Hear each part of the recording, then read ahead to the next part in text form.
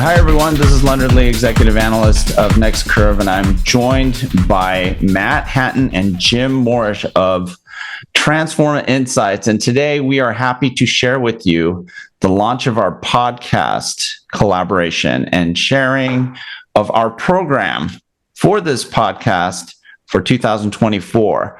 So, gentlemen, it's great to have you, and NeXt Curve is excited to have this collaboration going on with Transforma. How are you gentlemen doing? Doing pretty well. I am at the IoT Evolution show in Fort Lauderdale this week, which is, well, it's a bit early to say. I've only been here half a day, but it's shaping up to be pretty interesting. Already had a bunch of interesting conversations about all sorts of things to do with IoTs. I'm in sunny Florida. Oh, well, you can't beat that. And you know what? It's always a good event for us analysts, right? There's never a dull moment. One of the things I wanted to just establish for our audience here, and hopefully prospective viewers for this podcast, is the mission of our collaboration is to provide you with the thought leadership and insights, essential and validated, of course, into technology and industry trends that are shaping markets and influencing industries.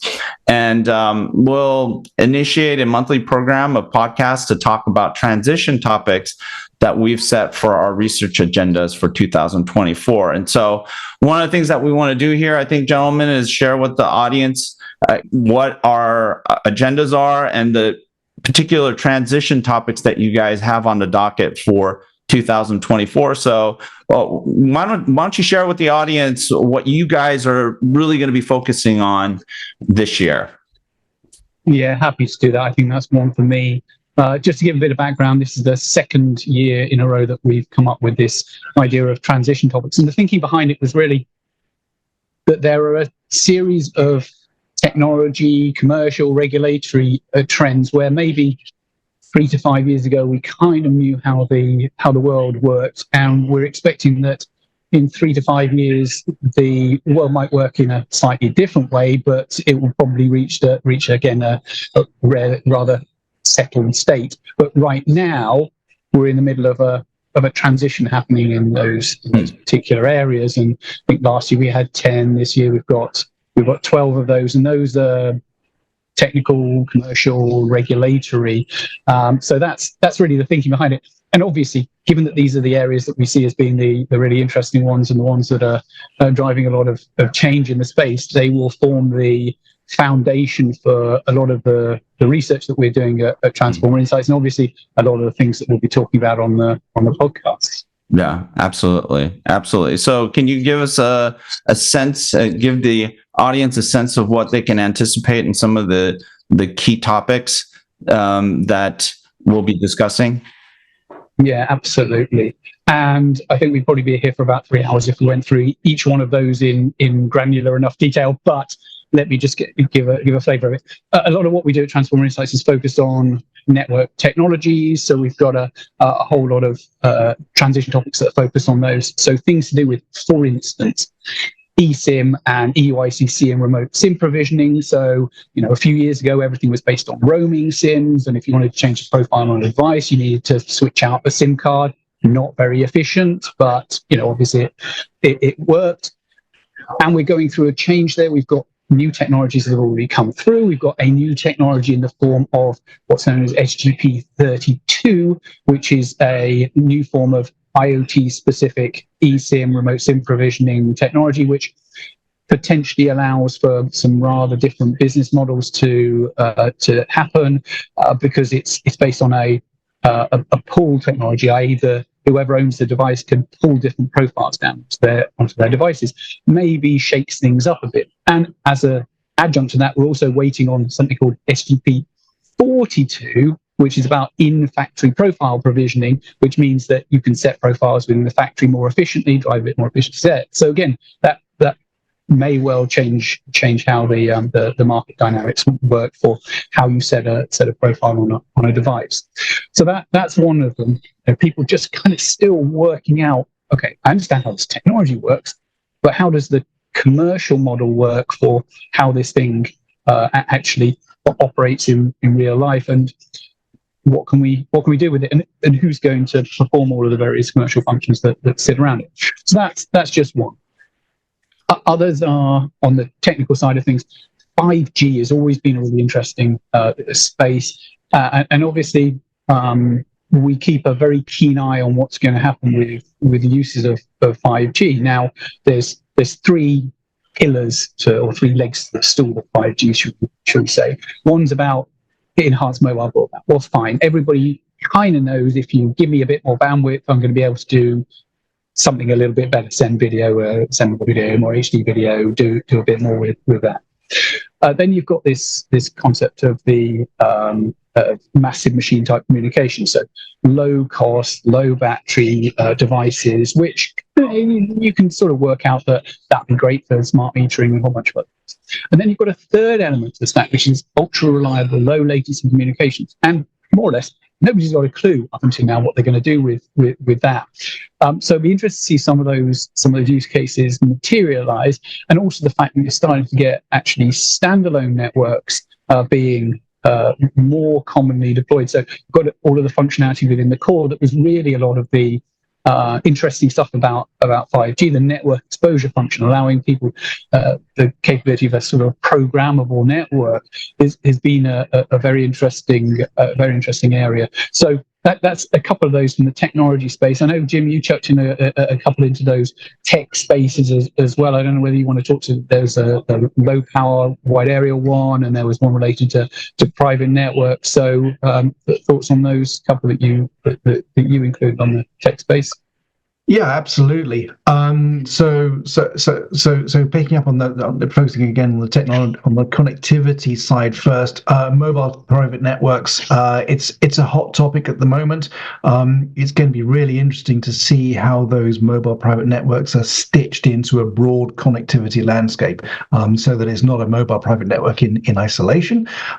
Users can be located in that campus environment and then roam freely into a wide area environment, and then another mobile private network on another campus, and have all that as a seamless experience. And there's quite a lot of implications for how that gets to be organized under the hood. How does the connectivity management work? How does the policy management work? So just aligning all that stuff is going to be quite interesting. And I'm not sure that's really been explored in much detail yet. And also looking at what's happening with cellular low power wide area connectivity, and this is a bit of this intersects a little with non-terrestrial networks as well. So up until now, the US has basically skewed, or North America has basically skewed in the direction of LTE-M, and Europe has basically skewed in the direction of NB-IoT. And it's going and one of the things I think that's particularly being explored in a European context is how to manage roaming in an NB-IoT context, because roaming has always worked on the basis of charging a little bit more for the data that's transmitted. But what do you do with a connection that really doesn't transmit much data, if any at all? So there's continually attaching to different networks as is roaming. How do you monetize that? How do you fairly compensate operators? So we're expecting some thinking around that as well, and that of course impacts with non-terrestrial networks. An interesting idea: if you start charging for roaming for NB-IoT connections, meanwhile there's a satellite operation that doesn't have the same attached fee load and costs, maybe satellite just gets used to support roaming for NB-IoT. From a next curve perspective, a lot of the stuff that we're going to be focusing on, I think there's nice intersects, but I'm going to highlight some of the areas where I think there's just going to be a strong complement and support to what you've outlined here with the 12 transition topics. And one of a few of the areas that we're going to be focusing on in 2024 include privacy and trust, especially related to generative AI. What is safe and responsible AI? What is confidential AI? How are these architectures and practices evolving through the course of 2024 as industries, governments, and regulators discover what generative AI really is beyond the hype? Hybrid AI architectures and edge AI, how are technologies and infrastructures evolving along with our realization and discovery around generative AI and other forms of AI, immersive media and communications, especially with the advent of the Vision Pro by Apple. The other thing that we want to really examine closely this year, and it's something that we started last year, was the topic of 5G modernization. And what is the state of that?